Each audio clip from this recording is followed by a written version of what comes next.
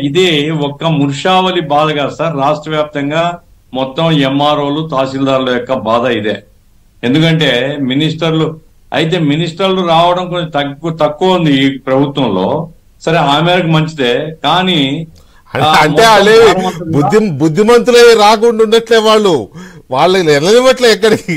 అది మీరు మంచోళ్ళు బుద్ధిమంతులు అనే సెన్స్ వస్తుంది. అది కాదు. ఎందుకంటే ఒక్కొక్క ఎమ్మెల్యే ఒక నియోజకవర్గానికి రాజు కాబట్టి పైన రాజు ఉంటాడు. వీళ్ళందరూ యువరాజులో మరి ఏం పేర్లు పెట్టాలో కానీ వీళ్ళ నియోజకవర్గాల్లో ఇంకో రానియరు సామంతులు. ఏమైనప్పటికీ మంత్రులు వచ్చినప్పుడు లేదా పై అధికారులు వచ్చినప్పుడు, ప్రిన్సిపల్ సెక్రటరీస్ వచ్చినప్పుడు వాళ్ళైతే వస్తుంటారు. అదంతా కూడా తహసీల్దార్ నెత్తి మీద వేస్తారు. తహసీల్దార్లు ఆర్ఐల మీదనో లేకుంటే విఆర్ఓల మీదనో వేస్తారు.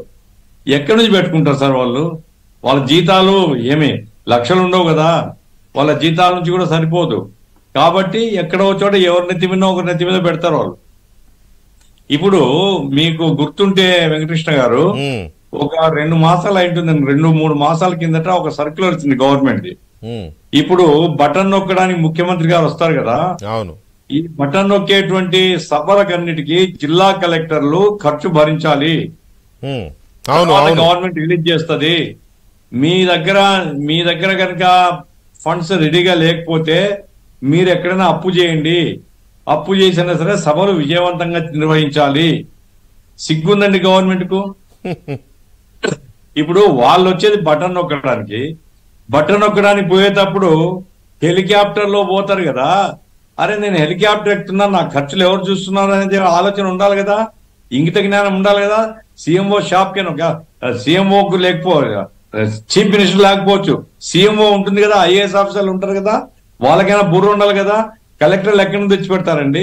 కలెక్టర్లు తెచ్చి పెట్టామంటే కలెక్టర్లు డిపార్ట్మెంట్ పిలిచి వాళ్ళ నెత్తి మీద వేస్తారు. ఆ డిపార్ట్మెంట్ వాళ్ళు ఇంకా నానా అవస్థలు పడి కాళ్ళు వేలో పట్టుకొని ఏదో చేసి బెదిరించి ఇదిగో ఇట్లాంటివన్నీ చేయాల్సినటువంటి పరిస్థితి. కాబట్టి వ్యవస్థలో ఏమైపోయిందంటే వెంకటకృష్ణ గారు, ఉద్యోగులు అంటే మనం ఏమి చెప్పినా వాళ్ళు భరించాలా. పాపం ముర్షావలి రికార్డ్ చేస్తున్నారని చెప్పేవాడు కాదు, తెలియకుండా రికార్డ్ చేసినారు. ఎవరో రికార్డ్ చేసినా అతను బలైపోయిన సస్పెండ్ అయ్యారు. నేను అవినీతిని బలపరచడం లేదండి, ముర్షావలి అవినీతి కావచ్చు, ఇంకోరు అవినీతి కావచ్చు, నేను బలపరచడం లే. కానీ దీనికి ప్రభుత్వమే బాధ్యత వహించాలా, ఆ తహసీల్దార్ కాదు. ఇప్పుడు 1,75,000 రూపాయలు మంత్రికి తెలియదా? నా కోసం ఇంత ఘనంగా ఖర్చు పెడుతున్నారే, మరి ఈ డబ్బులు ఎక్కడి నుంచి వస్తాయని తెలియాలి కదా అతనికి. అతను మనిషే కదా, మొన్నటి వరకు ఎమ్మెల్యేనే కదా అతను. మరి అతను 1,75,000 రూపాయలు ఖర్చు పెట్టించినప్పుడు వెంటనే డిపార్ట్మెంట్ నుంచి ఫండ్స్ అన్న రిలీజ్ చేయించాలా. ఇప్పుడు ఆ చికెన్లు, మటన్లు, ఇంకేవేవో అన్ని మెనూలు ఇచ్చారు. పైనుంచి మెనూ వస్తుంది. మెనూ వచ్చినప్పుడు దాని డబ్బులు ఎక్కడా? దానికి సంబంధించిన ఆలోచన ఉండాలి కదా. నేను చెప్పేది ఏమంటే ప్రభుత్వం క్షమాపణ చెప్పాలి ఉద్యోగస్తులు.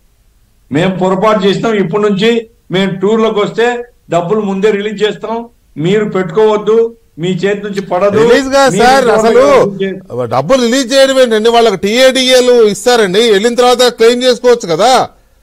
సెక్రటరీలైనా, ప్రిన్సిపల్ సెక్రటరీలైనా, చీఫ్ సెక్రటరీలైనా, ఎవరైనా సరే టీఏడిఏలు క్లెయిమ్ చేసుకోవచ్చు కదా వెళ్ళి. భలేవారుగా సార్ మీరు ఇప్పుడు చికెన్లు, మటన్లు బెంగళూరు నుంచి విజయవాడకి, బెంగళూరు నుంచి కేక్ అంట, పాన్ కేక్, మరి దానికంతా ఇస్తారేం సార్? వాళ్ళకి టీఏడిఏ ఇస్తారు. టీఏడిఏలు ఎవరు ఖర్చు పెట్టరు, టీఏడిఏలు పాకెట్ కేవి. కాబట్టి ఎక్కడ పోతే అక్కడ ఉండేటువంటి ఆ డిపార్ట్మెంట్ ఖర్చు పెట్టాలా. ఇప్పుడు డిపార్ట్మెంట్ లో అసలు డబ్బులే లేవు ఏ డిపార్ట్మెంట్ లో, ఎందుకంటే బయట నుంచి ₹1 రావడం లేదు. ఇంకేమంటే రెవెన్యూ డిపార్ట్మెంట్ పడతారు. ఈ జిల్లా కలెక్టరు, తహసీల్దారు, విఆర్ఓలు వీళ్ళు బలి అవుతారు. కాబట్టి నేను చెప్పేది ఏమిటంటే ప్రభుత్వమే బాధ్యత దీనికి. ప్రభుత్వం అధికారులకు పబ్లిక్ గా క్షమాపణ చెప్తారా, లేకుంటే ఎట్లా చెప్తారా? కానీ క్షమాపణ చెప్పి అయ్యా మీరు ఈ పద్ధతిలోకి పోవద్దు, మేము డబ్బులు రిలీజ్ చేస్తాం, మీరు ఫైనాన్స్ రాయండి. లేదా జిల్లా కలెక్టర్, ఇంతకుముందు సిస్టమ్ ఏముందండి సార్, జిల్లా కలెక్టర్ దగ్గర ఒక 5 లక్షలు 10 లక్షలు నిలువ ఉండేది. అవును, ఆ డబ్బు నుంచి ఖర్చు పెట్టి తర్వాత డ్రా చేసుకునే వాళ్ళు. ఇప్పుడు జిల్లా కలెక్టర్లే ఒట్టి చేతులుతున్నారు. వాళ్ళకే అప్పులు చేయమని గవర్నమెంట్ చెప్తుంది. అప్పులు చేసి బటన్ నొక్కుడు సభలు పెట్టండి. ఈ ఎక్కడి పోతున్నాం సార్ మనం? ఎక్కడ ఎంత దారుణంగా వ్యవస్థను ఇంత బలహీనపరిచి. ఇప్పుడు అవినీతి విషయం సార్, వెంకటకృష్ణ గారు మీకు గుర్తుంటే కలెక్టర్లను, ఎస్పీలను కూర్చోబెట్టుకొని ముఖ్యమంత్రి గారు ఏమయ్యా మన రాష్ట్రంలో అవినీతి ఉందా, అంటే అబ్బే లేదు సార్ మరి ముర్షావులకి ఏం సమానం చెప్తారు? ముర్షావుల్ ఇన్సిడెంట్ కు ఏం చెప్తాడు ముఖ్యమంత్రి? అవినీతి అనేటువంటిది నువ్వు కంపెల్ చేస్తున్నావు అవినీతికి, నీ నైతిక బాధ్యత.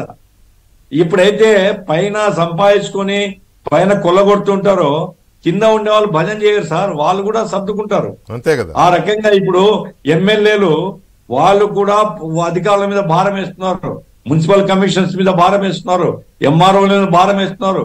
కాబట్టి వ్యవస్థలో పై నుంచి కింది దాకా కొల్లగొట్టే పద్ధతి ఎప్పుడైతే వచ్చేసిందో అవినీతి వేగంగా పెరిగింది.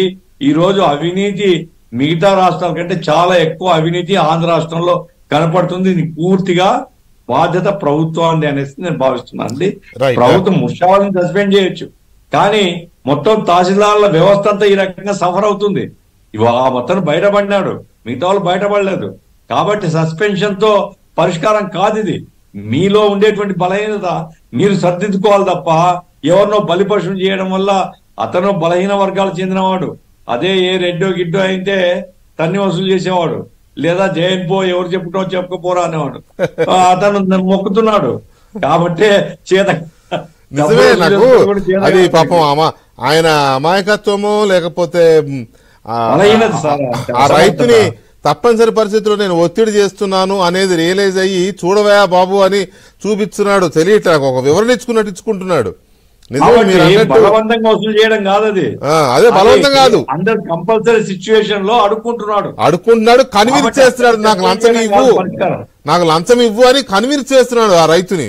అదే మరి పిటి కదా, ఒక గెజిటెడ్ ఆఫీసరు, ఒక మ్యాజిస్ట్రేట్ పవర్స్ ఉంటాయి, హోదాలో ఉండేవాడు ఆయనకి వ్యవస్థ అతన్ని ఆ స్థితికి కంపెల్ చేసింది గవర్నమెంట్. అవును, ఇలాంటి వాళ్ళు బాధ్యత తప్ప మనం తహసీల్దార్ మాత్రం చూడకూడదు దీంట్లో.